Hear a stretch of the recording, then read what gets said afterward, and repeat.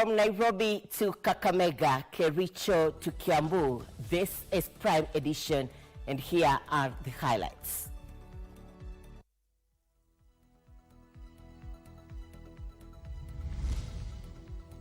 Road carnage. At least 30 people reported dead through accidents within the first week of 2026. Grade 10 placements. The second review of senior schools placement kicks off as parents flock their preferred schools. Buried in the rubble. Search mission enters day 5 at the scene of a collapsed South Sea building as one retrieved from the rubble is buried. Robbing Peter to play Paul. Kiharu Member of Parliament Ndindi Nyoro warns government against diverting 2026 capitation funds to settle debt accrued in 2025.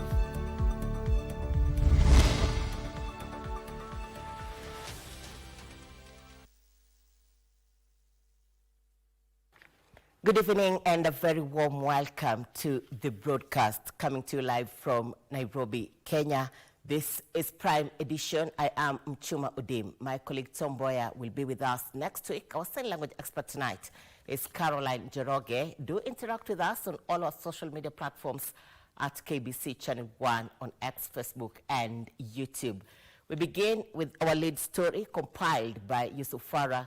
6 people lost their lives Tuesday morning in a grisly road accident at Fort Tenan on the Londiani-Muhoroni Road in Kericho County. Police reported that multiple passengers sustained injuries in the accident involving a Busia-bound bus and are receiving treatment.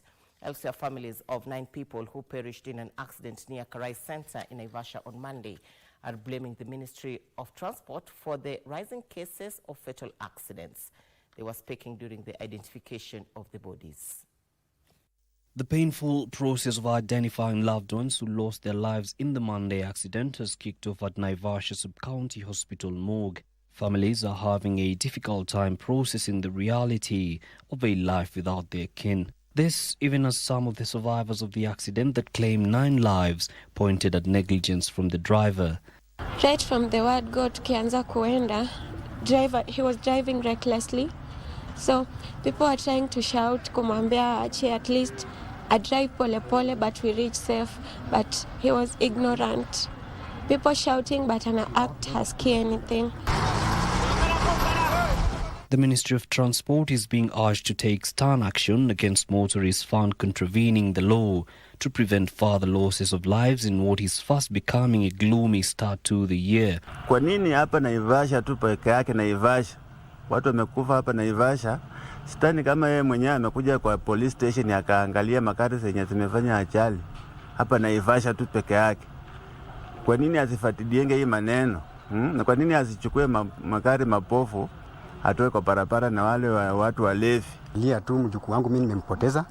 Nilikuwa nampenda sana, hata akiondoka nikimwaga asubuhi. Itakosa mjukuu wangu, lakini naomba serikali ile sheria tu ya barabarani msimu huu wajaribu kuweka mkazo. Today, 2 separate accidents claimed the lives of 6 people and scores were injured, pointing to the need of urgent intervention before it's too late. Nilikuwa kwa earphone nikisikiliza news, lakini niliona kitu si cha kawaida kimechange. Gari imegonga gari ingine ya lori ilikuwa imebeba vitu makaa. Hii barabara tugeoba ipanuliwe, ijapokuwa rais alisema within the 6 months ambazo zinakuja hii barabara ya Rironi Mausamit Road itakuwa imepanuliwa, na hiyo tunaamini na tunaomba hiyo kitu iweze kuharakishwa. In Meru County, the Matatu Owners Association has expressed concerns over what it's calling human errors causing the crashes. The association leadership is pointing to speeding, overloading and careless overtaking as primary causes of the fatal accidents on Kenyan roads. Wawe waangalifu sana kwa barabara. Bila mnaendesha gari, kama iko mtu ametempa na kidhibiti mwendo, huyo ajue kabisa yeye ni makosa anafanya. Speed yetu tunataka 80, abiria wetu hakuna excess na pesa bei isipandishwe. With at least 30 people dying in roads since January 1st this year, parents are urging drivers to exercise caution and remain vigilant on the roads to avoid any more losses. Kama dereva ameenda trip nyingi, asifosidwe na asilazimishwe na wale wafanyikazi ama wale wakubwa wake waweze kufanya another trip. Wafanye tu trip moja mbili, dereva apumzike, alale, amke tena akiwa sawa sawa, dereva mwingine apewe gari. Yusufar reporting for Prime Edition. On to another story we highlighted for you at the beginning of the broadcast. Thousands of parents are pleading with the Ministry of Education to review the placement of their children in senior secondary schools, some citing distance, safety and career pathways as the reasons for the change. The second review window, which opened on Tuesday, witnessed another huge turnout of parents trying their luck with the hope of finding workable alternatives ahead of the reporting date. And as Joseph Wahungu reports, some of the preferred schools are now turning parents away, refusing direct engagement because there is simply no vacancy left even for the desperate. Please look elsewhere. A notice turning away parents seeking placement for their children at Pangani Girls High School in Nairobi. This desperate search for vacancies has got parents flocking to Kenya High School and State House Girls, among other schools in Nairobi, hoping to find slots for their learners. While some are attracted to the status of the institutions, others are simply seeking safer and convenient alternatives for their children. My child scored 64 points, and I was expecting maybe to be selected either C1 or C2. But then at the school where he has been admitted is a C4, a day school, which is quite a distance from where we stay. So the ministry have to make a separate arrangement, maybe to have an accommodation. Education stakeholders, however, are urging parents to accept placement issued by the Ministry of Education, arguing that learning can take place in any school. All schools in the country are good. There's no bad school. A child can learn in any school and progress, regardless of the challenges of the schools that he's going or she is going. The learning is all the same. The teachers are all the same. So it is hard for us parents, but let us talk to our kids. Let us embrace the schools that our kids have been called to. Speaking to KBC Channel 1, Kenya Comprehensive Schools Heads Association, KECSHA National Chair Fuad Ali, argued that the placement process was fair, noting that learners were placed based on choices made by parents, with reviews only possible where vacancies exist. So we went for the first time to review.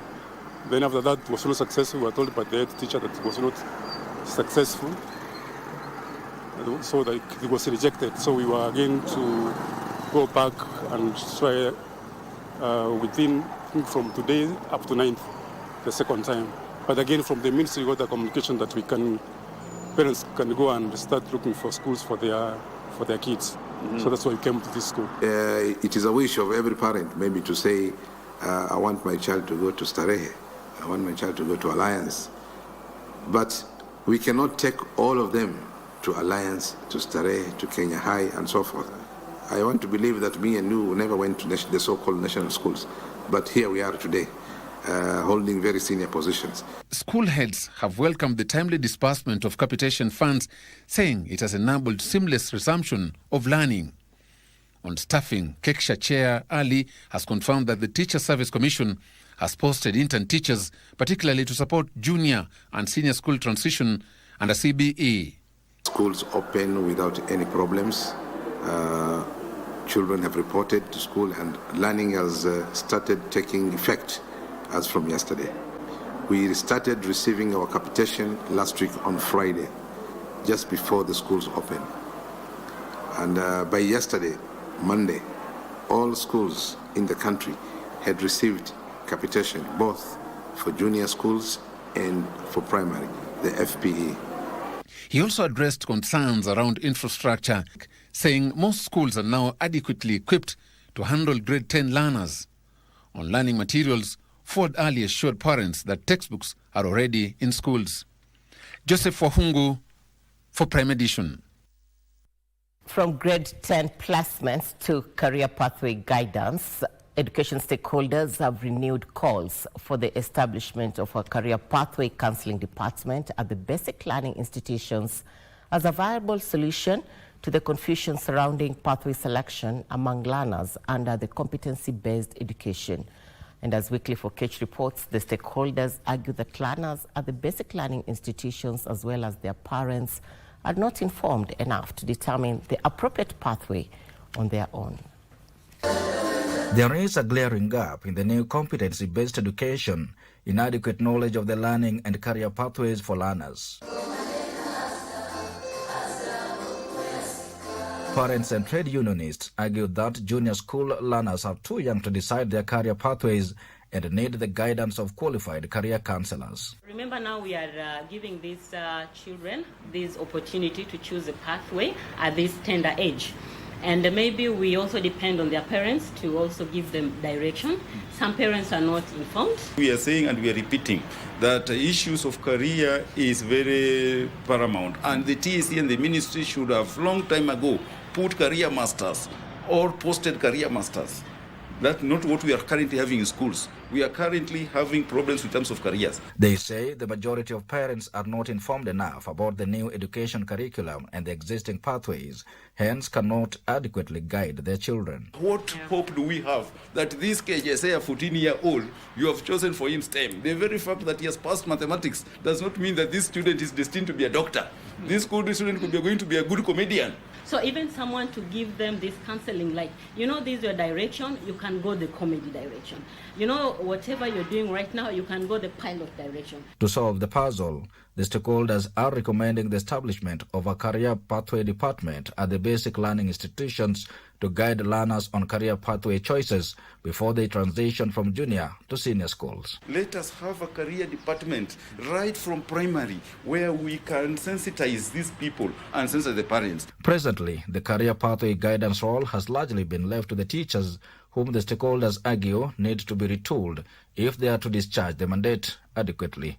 We involve the team, we sit together, we discuss, and then eventually now when they'll be making a decision, when the learners will be making a decision of their choices, then they're able to understand that they have to respect the interest of the learner first. And as the transition of learners from junior school to senior school continues, parents are being encouraged to utilize the Tuesday to Friday review window to ensure their children are placed in their pathways of interest. Reporting for Channel 1, I am Wycliffe Okage. 12 minutes past the top of the hour, you're watching Prime Edition. Coming up, Kakamega Student Dilemma, Business and Sports. Stay with us.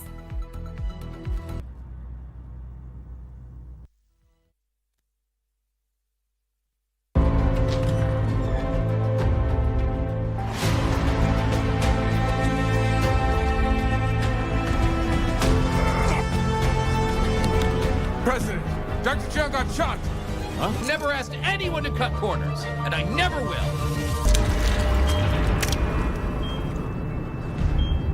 Wipe his face! Down here! Defibrillator, 200. Clear!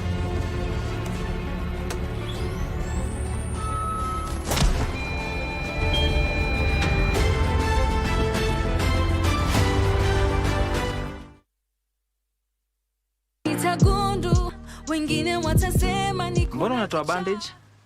Madhiano unanikanta didi the next minute.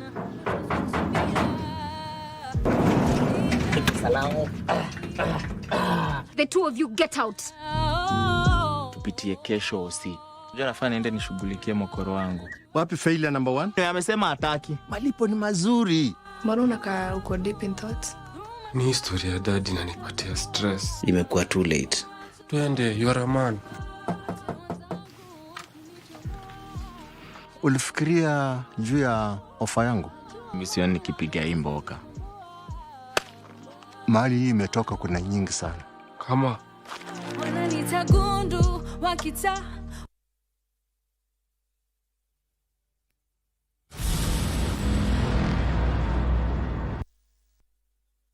Welcome back. You're watching Prime Edition. Talk to us on all our social media platforms at KBC Channel 1 on X, Facebook, and YouTube.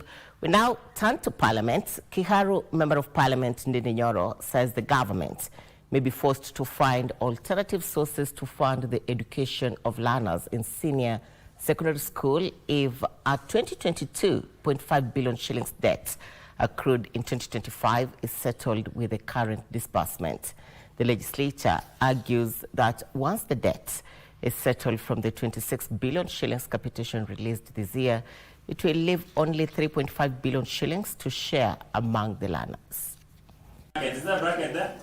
Kiharu Member of Parliament Ndidi Nyoro says the government will have to rob Peter to pay Paul if it wants to ensure a smooth transition of learners and their retention in senior school. The person who ends up shouldering this cost is the parent. Because what the principals do, they'll come up with an informal payments that learners are supposed to pay.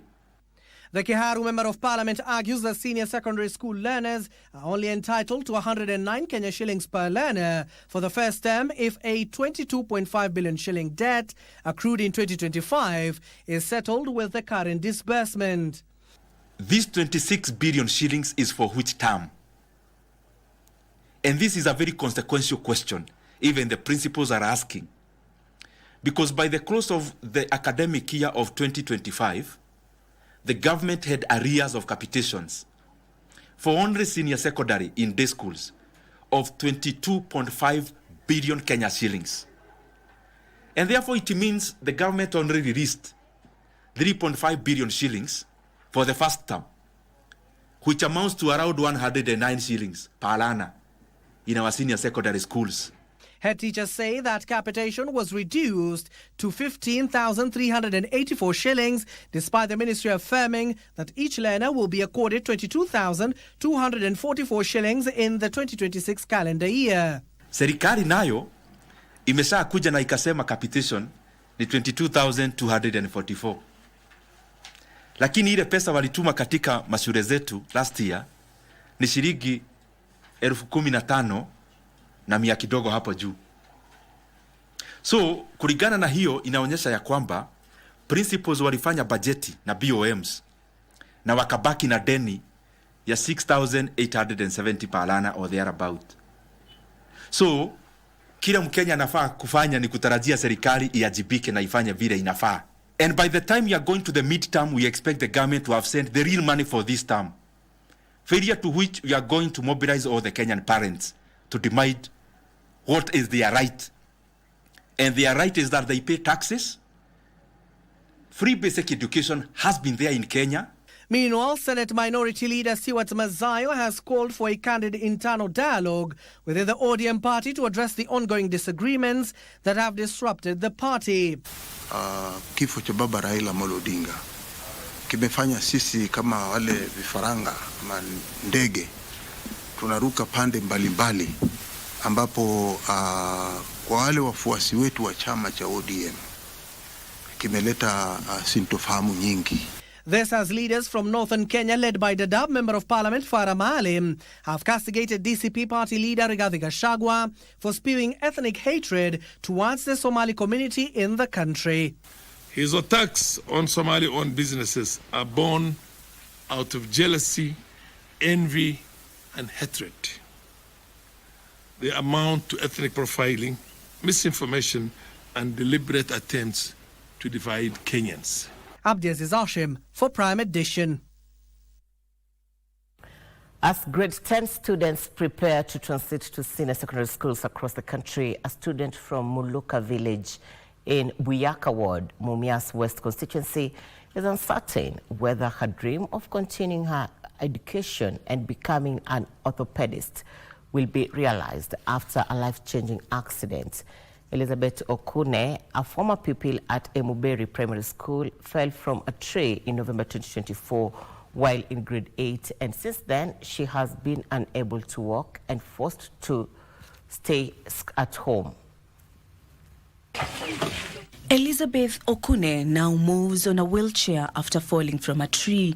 Despite her condition, Okune sat for a final grade 9 examination in the hospital where she performed well and qualified to pursue the STEM pathway. Nimequalify kuingia STEM na shule nimeitwa siwezi enda juu ya condition yangu. Sasa nafaa kwenda special school. Na kwa saa hii familia, wazazi hawatawezewa kunipeleka hiyo special school juu ya fees na hizo vitu zinatakikana huko. Due to her medical condition, she needs to be enrolled in a special needs school after her parents were unable to seek proper medical services due to financial challenges. Moi aliwekewa chuma kwa mgongo, tukarudi naye. Tuko naye hapa nyumbani. Na changamoto ambayo napata tangu arudi hapa, hatujawahi kupata pesa kumrudisha Moi kufanyiwa checking. Nimeishi naye hapa, inatakana fanywe physio. Tulifanyako miezi 3, pesa zikanishinda. Aliumia uti wa mgongo pale kwa lumbar 1 na ambayo waga ina affect mwili wake mzima, hasa sana sehemu ya kiuno kuelekea chini. Na dada yetu, changamoto kama hii huwa inakuwa at times ngumu kuhandle, lakini waliweza kumanage kupitia surgery, wakamwekea plate, na sahi mostly kitu ambacho anatakana kufanyiwa ni physiotherapy. The situation is further compounded by the illness of her father, who is also physically disabled, and now the mother is the only breadwinner. Nilikuwa tunapitia notes zenye walimu walikuwa wananiletea na ma textbooks na soma tu mwenyewe. Sijaenda shule tangu last year niumie. However, a well-wisher Boniface Ngashira visited the family where he pledged to assist with medical expenses and other school essentials. Omba na walipia SHA ya mwaka mzima ili mtoto aendelee kupata matibabu. Ndoto yake ya kuwa surgeon itimie. Na anahitaji special school ambayo inaweza mshughulikia ili aendeleshe masomo yake. Upande wa shule ni changamoto. Niko tu hivi vile mmeniona. Naomba tu wasanii ambao wanaweza nisaidia, kwa sababu ni mtoto amefanya mtihani amepita, ni mtoto ambaye yuko kwa wheelchair, shule yake ni special, yenye hawezi enda shule ambayo ameitwa.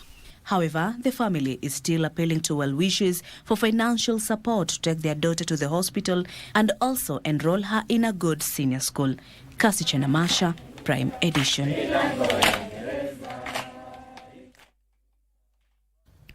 The victim, whose body was retrieved from the collapsed building in Nairobi South Sea on Sunday, has been laid to rest at Langata Cemetery. This as excavation entered day 5 in the search for the second person believed to be trapped in the rubble. MCA have warned that county officials responsible for building approval and inspection will be summoned before the Nairobi County Assembly when sittings resume.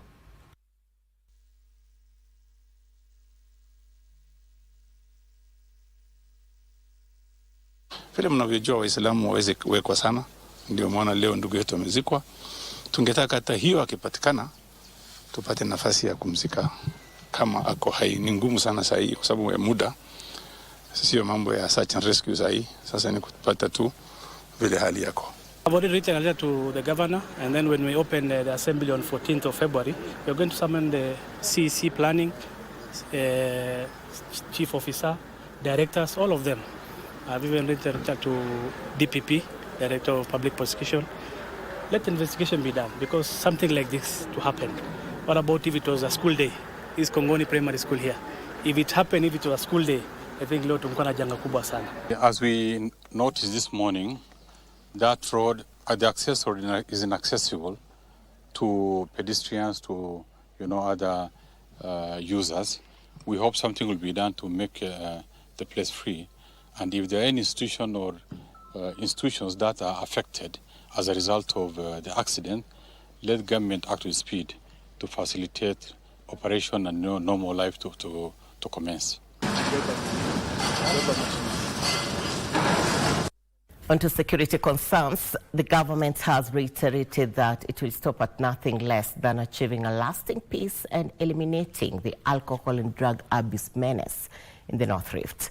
Interior Cabinet Secretary Kipchumba Murkomen says the government has managed to silence the gangs in the region since May last year, and that the ongoing disarmament exercise will spare no village. Tilio Marco compiled this report. The Cabinet Secretary in charge of Interior, Kipchumba Murkomen, has reiterated the government's commitment to completely silencing the guns in the North Rift saying that all illegal firearms in civilian hands must be surrendered to the authorities. So tunataka kusongesha kainu nini songi mpaka huko. Peleke pale inaitwa Silale, songe Kapedo, tukisanya mabunduki mpaka Kerio Valley ikuwe clean, because hatutapata amani ya kudumu kama bunduki bado iko katika mikono ya watu ambao sio askari. Murkomen also challenged the community to back the ongoing war on illicit alcohol and drug abuse, calling for a cooperation with the area chiefs in dealing with the menace. Nataka tutibu hii ugonjwa from the source. Especially hii pombe yenye iko kwa sachets na hii spirits yenye imemaliza watoto wetu. Na ya kusema ukweli, watoto wengi wanakunywa hii kitu wakati wamepona, kumbe imezima waya, imepeleka mbegu, sasa inakuwa tu ni hewa, hakuna kitu kingine yanaweza. Murkomen particularly aimed at those he termed the suppliers, distributors and the big men in the illegal business that has had devastating effects on the youth, saying they will be dealt with accordingly. Kuna wale wa masuku, wale suku kabisa, wale hatari ambaye ni suppliers, distributors and the big men. Tumekubaliana wakishikwa, hiyo lori yenye inabeba, serikali inapeleka hiyo lori pamoja na hiyo pombe, lori inaenda kuuzwa, pesa irudishwe, ifanyiwe rehabilitation watoto ya watu wenye wameumia, na yeye aende akule marako. Tilio Marco for Prime Edition. We are taking our second commercial break. When we return, we'll be telling you the story of Craig, the elephant of Amboseli. Stay with us.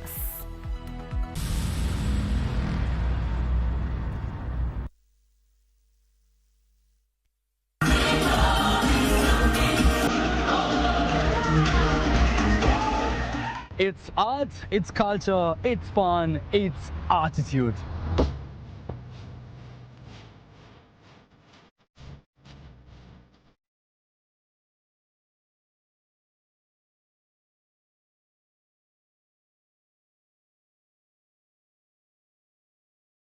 As you can see with me, I have this handkerchief.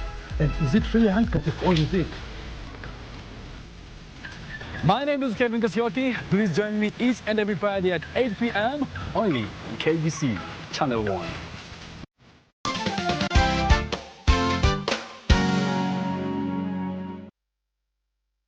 The world of governance is vast and can be alien to the ordinary man on the street. Critical issues are going to be discussed. From white papers to policy positions, it is easier to get lost in the labyrinth of words.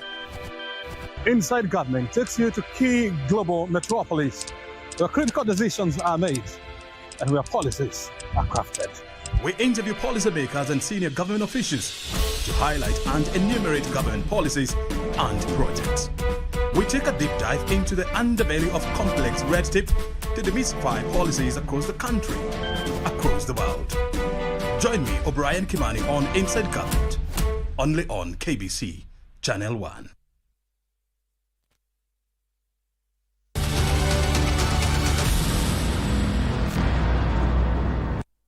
Welcome back. Talk to us on all our social media platforms at KBC Channel 1. We now switch to politics. Jubilee Party has come out to defend its leader, retired President Uhuru Kenyatta, who has recently been under attack from a section of politicians allied to the broad-based government. Jubilee's deputy leader, Fred Matiang'i, while dismissing the broad-based allied leaders, challenged them to focus on delivering services to Kenyans instead of disrespecting the former head of state with baseless propaganda. Here is that report. Recent remarks by ODM luminaries accusing the former President Uhuru Kenyatta of duping the late Raila Odinga in the 2022 presidential race, followed by accusations by top UDA politicians that the former head of state was attempting to destabilize the regime of the day, have awakened the Jubilee Party lieutenants. You are the secretary of ASMIO and you are talking about the chairman of ASMIO. Why do you need to go to the streets to discuss issues that you are supposed to be discussing? Why do you take them to the street if you are really aggrieved about issues and so on? And your intention is to actually resolve them. Why do you go to the street? Why don't you call a meeting of that organization? And this is why we are talking about orderly, responsive and responsible government. Those political mercenaries who sabotaged Raila Odinga's victory are well known. and they sit comfortably within the faction of ODM and has since chosen power over principle and transactional politics over ideology. Azimio la Umoja Coalition Party Secretary General Junet Mohamed recently accused the Jubilee Party leader of sabotaging Raila Odinga 2022 presidential bid by failing to avail funds for paying agents. But the Jubilee Party, led by the Deputy Party Leader Fred Matiang'i, in response maintains resources were availed to the Azimio la Umoja Secretariat, and the Secretary General Junet Mohamed was best placed to explain how the resources were used. Resources were being given to the party, Azimio Party, for purposes of being used for the purpose they were intended, including payment of agents. One of the individuals who is in charge of managing those affairs is the SG. And you know who the SG of Azimio is and was and is even today. And if anyone has got concerns about those agents who are not paid and so on, should they then address who hired them? And that, why should it be a national issue? Why you are engaged in trivialities and petty things about which agents were paid and not paid 4 years after the election? How serious are we? The Jubilee Party further dismissed the UDA politicians who are accusing the former president of attempting to disrupt the current regime by participating actively in politics. I request our colleagues in the national leadership, we believe they have much more work to do that they need to spend time on, so that they'll spend less time on our party leader, stop attacks on our party leader, and stop dragging our party leader into irrelevancies, things that have nothing to do with him or Jubilee. Like he said recently, he has a right in this country to talk and say what he needs to say about this nation, because never forget that he too is a citizen of this country. The Jubilee Party met in Nairobi to strategize how to rebuild ahead of the 2027 general elections. Gishoki Washira, Prime Edition. Craig, the legendary super tusker of Amboseli National Park in Kajiado County, passed on, marking the end of an era for conservationists and wildlife lovers worldwide. The elephant, estimated to be over 50 years old, was found dead inside the park, with authorities saying his death is believed to be from natural causes and that there was no signs of poaching. As the country reflects on Craig's global impact, conservation efforts are now focused on preserving his legacy for future generations. Our reporter Alvin Kaunda looks at who Craig was, why he mattered, and how his story will continue even in death.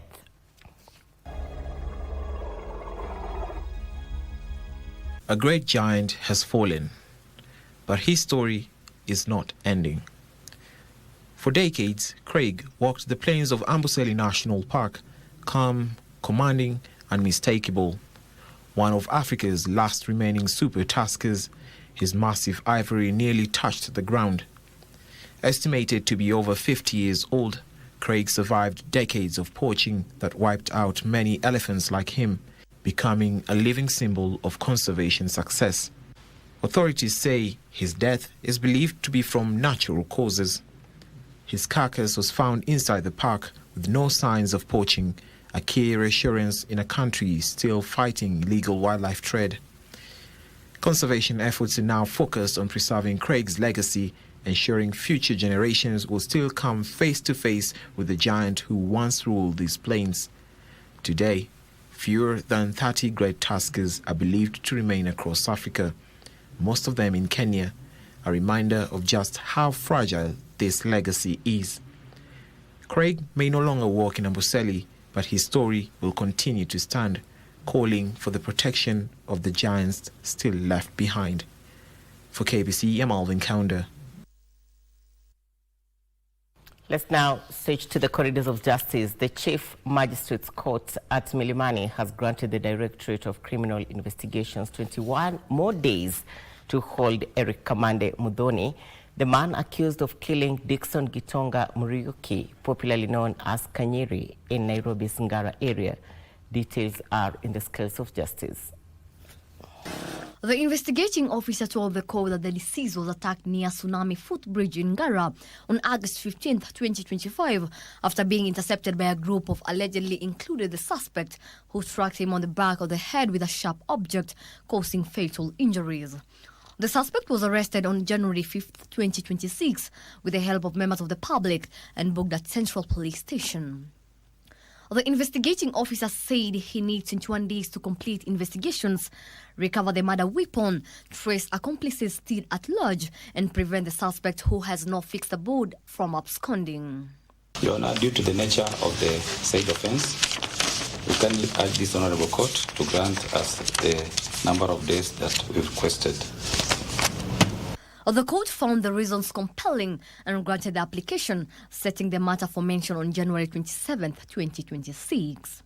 And Victor Mose Abuga appeared before Chief Magistrate Dolphina Alego, facing charges of breaking into a building and committing a felony. The prosecution alleged that on September 16, 2025, Abuga and others broke into Dreams Collection Limited at the Diamond Plaza and stole electronics and cash valued at over 9.9 million, including iPhones and $42,000. While not opposing bail, prosecutors sought strict terms due to the high value of the stolen items and informed the court of a similar pending matter for possible consolidation. We wish to consolidate the two matters. We pray this matter be mentioned on that date for purposes of consolidation and pre-trials. These are the orders of the court. The plea of not guilty entered, and then a bond of 3 million plus 2 sureties of similar amount, or a cash bill of 200,000 plus 2 contact persons. A pre-trial will be held on the 9th day of March 2026 and consolidation before this court. Litua Debra for Prime Edition.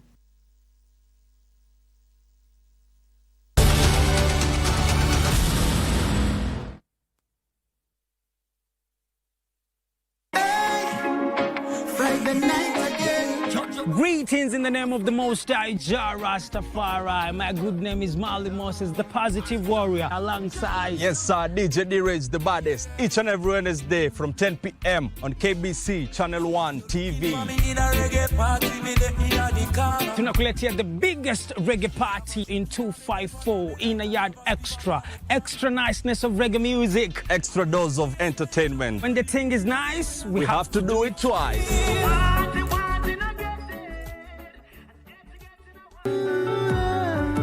Just because Marcelo and I have ended things does not mean that he doesn't matter to me. I'll start looking for the donors. What are you and Lucia up to? Up to? You think I'm stupid, huh? That I have no idea that you and your friend would just love it if my husband left me so he could run off with your mother. Shut up, Rebecca! Do you expect me to welcome her here with open arms when she is the daughter of the woman who is trying to steal my husband? Who let you come in here? I'm Nora Gahiola, Marcelo's girlfriend.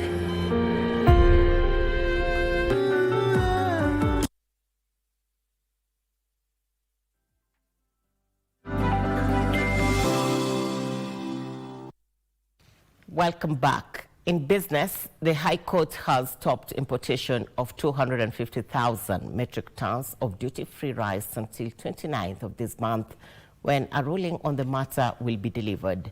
The decision by High Court Judge Justice Edward Muriithi comes after a section of rice farmers petitioned the government's decision to allow duty-free importation of rice. The government gazetted importation of 500,000 metric tons of rice to plug a shortfall. However, the High Court allowed importation of half the volume after a section of farmers argued that the duty-free rice would glut the market and distort prices to their disadvantage. In its submission, the government said the duty-free rice would stabilize rice prices as the country faces a deficit. The local, as at end January 2026, local production of rice in terms of 50 kg bags stands at 9,468,349. The demand stands at 16 million 959,249. The government had committed to mop up all available rice stock held by farmers before allowing duty-free rice imports. However, farmers argue that the government is set to purchase all rice in the country as promised. High Court Judge Justice Edward Murithi has temporarily halted importation of the 250 metric tons of duty-free rice, pending a ruling on the matter on 29th of this month. Benson Rioba reporting for Prime Edition.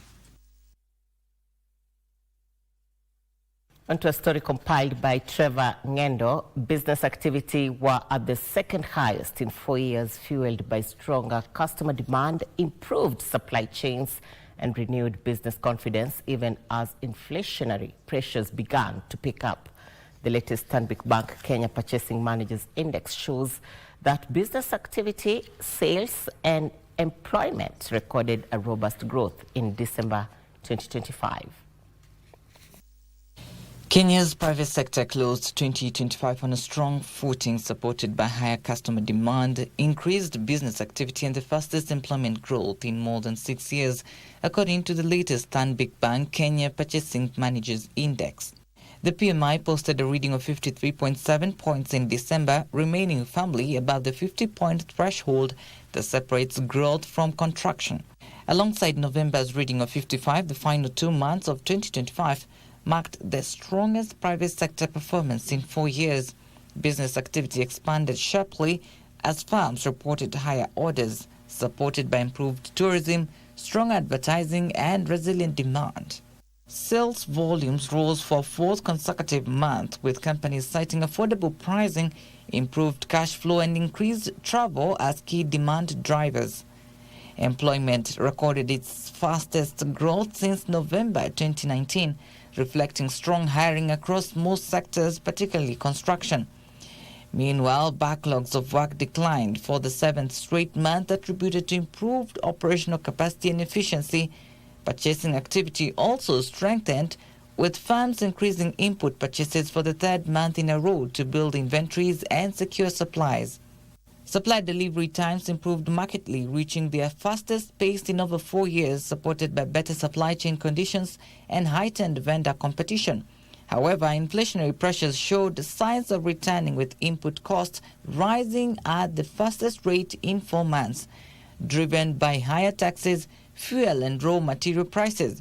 Output prices climbed to a 5-month high, especially in manufacturing.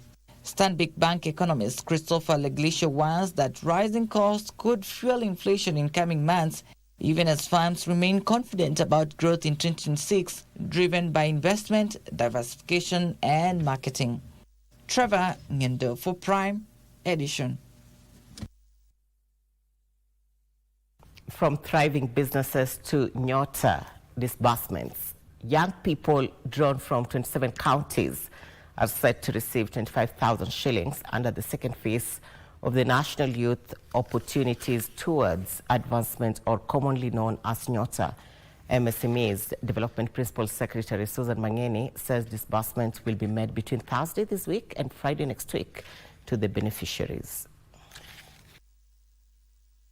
The business component of the National Youth Opportunities Towards Advancement, or commonly known as Nyota, seeks to empower 100,000 vulnerable youth across all 1,450 wards in Kenya, with a minimum of 70 beneficiaries per ward.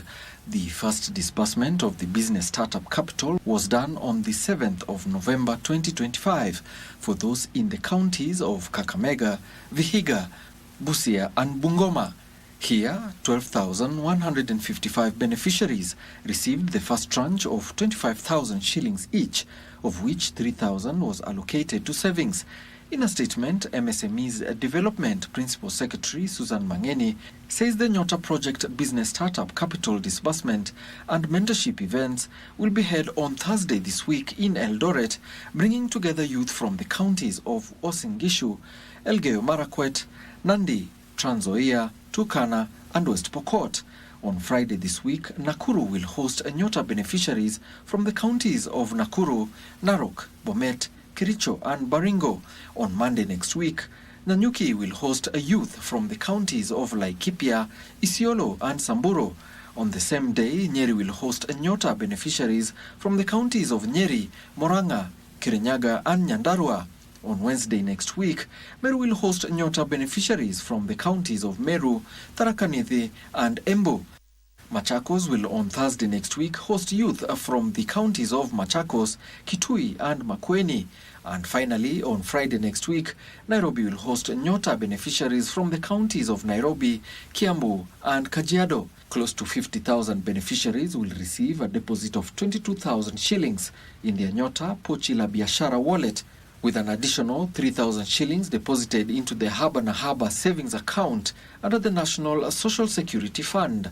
Mangeni says the schedule for Phase 3 disbursement for the remaining 16 counties, comprising Kilifi, Lamu, Tana River, Mombasa, Kwale, Taita Taveta, Kisumu, Siaya, Homa Bay, Migori, Nyamira, Kisii, Marsabit, Garissa, Mandera and Wajir will be communicated later.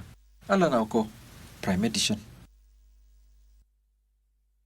We are taking our third commercial break here on Prime Edition. When we return, we'll be getting to sports. Daniel Wakome is on standby. Stay with us.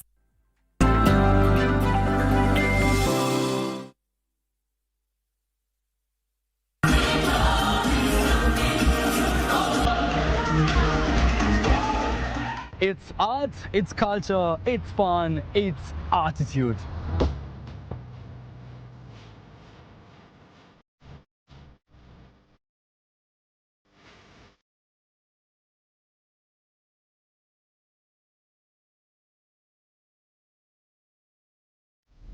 As you can see with me, I have this handkerchief. And is it really a handkerchief or is it? My name is Kevin Kasiotti. Please join me each and every Friday at 8 p.m. only on KBC Channel 1.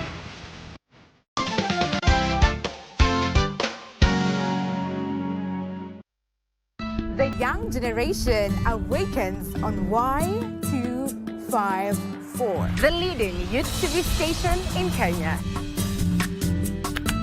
We treat you to current affairs, entrepreneurship, health, and human interest conversations. It's art, it's culture, Movies, gossip and trends, sports, drama. We bring you a vibe like no other, straight to your living room. To keep you informed, inspired, entertained, and most of all, refreshed. We are such a vibe. Y254. Imagine.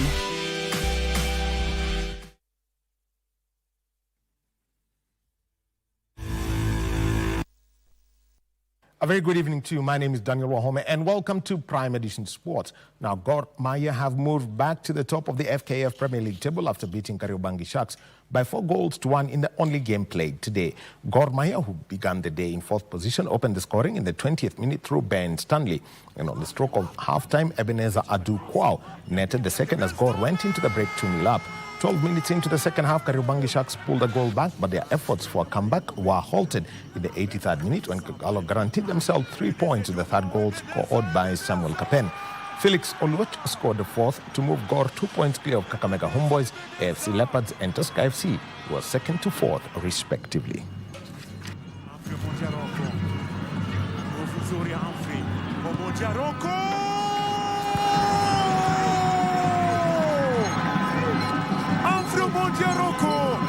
Anaanza fupi Brighton. Anacheza chini kwa chini Brighton. Nafasi nzuri Samuel Kapen. Samuel Kapen. Super saba na goli lake. Ligi yenye ushindani mkubwa msimu. Paulo Cho. Amepenyeza pass kwa Felix Oluoch. Felix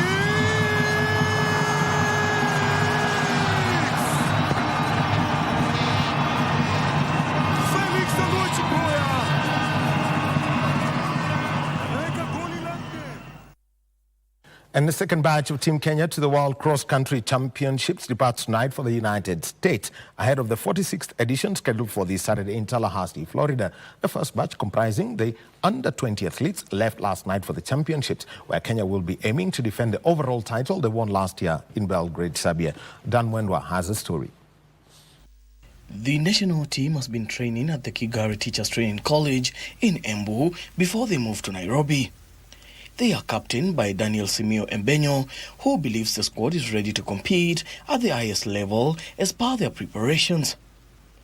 The World Half Marathon silver medalist will lead the senior men's charge, where they are targeting a podium finish in the 10-kilometer race this time around, while defending the team's title.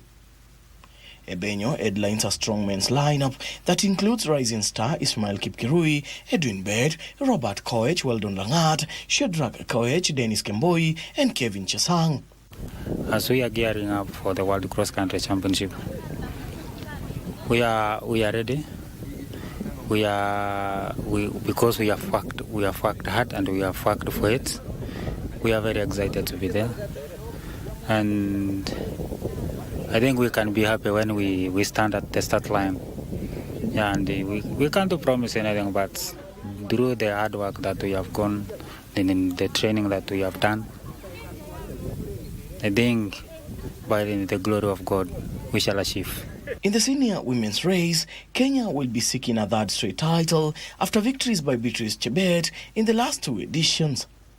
The double Olympic world champion will be missing in action this time, but will be well represented by the world 10-kilometer record holder Agnes Ngetich, Maureen Chebor, Brenda Kene, Rebecca Mwangi, Karen Chebet and Joylin Jebkemoi. The Kenya under-20 women's team who will be competing in the 6-kilometer race, and the men's under-20 team who will be competing in the 8-kilometer race left the country yesterday for USA. For the preparation, to prepare well for training.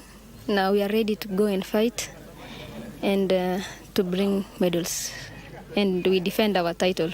The men will be defending both the individual and team titles, as the junior women hope to make up for their disappointment in the previous edition, where they lost the team title to Ethiopia.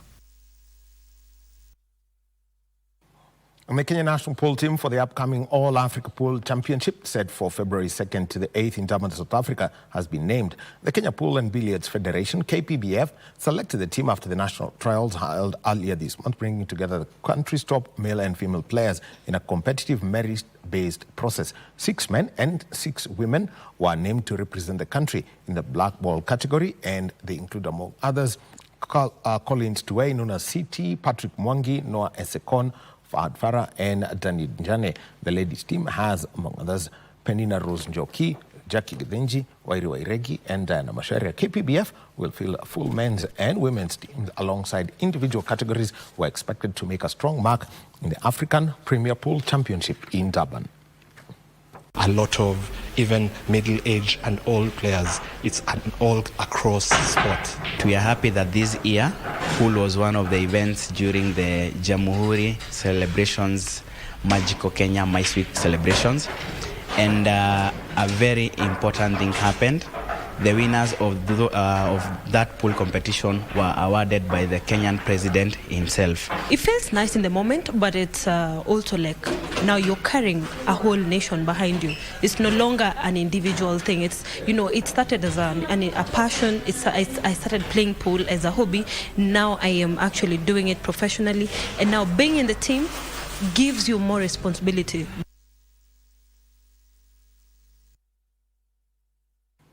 Seven-time Africa Cup Nations champions Egypt and 3-time winners Nigeria advanced to the quarterfinals of the 2025 edition in Morocco after defeating Benin and Mozambique respectively in the last 16 ties. The Pharaohs of Egypt sent the Cheetahs of Benin packing by 3-1 after extra time in Agadir, as the Super Eagles of Nigeria silenced the Mambas of Mozambique 4-0 in Fez.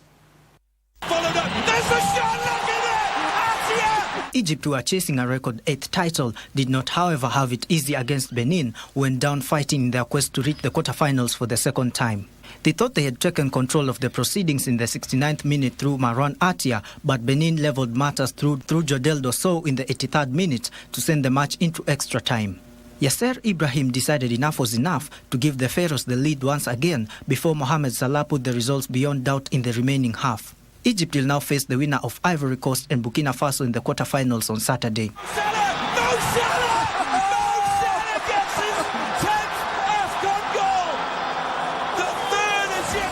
In the other last 16 match, Victor Osimhen netted a brace while Ademola Lookman and Akor Adams scored a goal each as the Super Eagles of Nigeria defeated Mozambique 4-0 to sail into the quarterfinals. Heat up! Not wide. Akor Adams, tight angle, drills it in. Has his...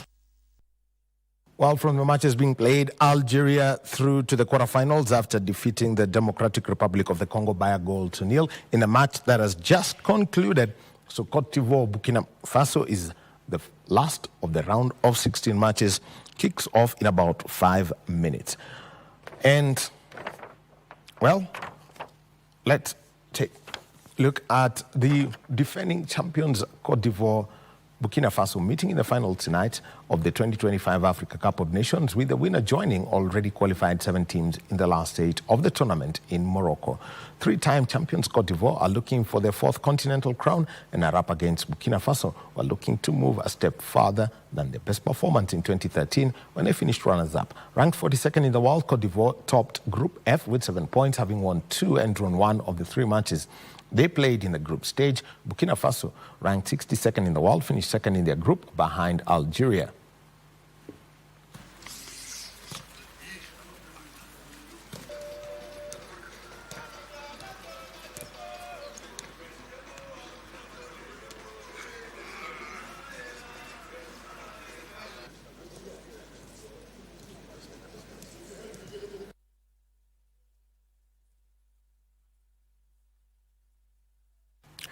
And so that's the sport for tonight. And tomorrow we start all over again. The ITF W35 Nairobi tournament. Parkland Sports Club, Angela Okutoi is in action from 11:15 a.m. The energy that we saw last week, let's see it coming in for the young Kenyan star as she creates a pathway to the Los Angeles Olympic Games for 2028. My name is Daniel Wahome. Have a good evening. Over to you, Irene. Thank you, Wahome, for the sports bits. And alone, we had the business news. And on these notes, we come to the end of Prime Edition. Thank you for your time. Thank you for your feedback on our social media platforms and mixed reactions on the stories we have aired, especially on the one touching on grade 10 placements. And Craig, the elephant of Amboseli. A colleague here said when she visits Amboseli, she always thinks about the Craig, and she says it's one of the elephants that knew how to pose for a photo. That's an experience at the Amboseli. You know your experience best. Thank you for keeping it KBC Channel 1. I am Muchuma Odim. Till some other time. God bless you.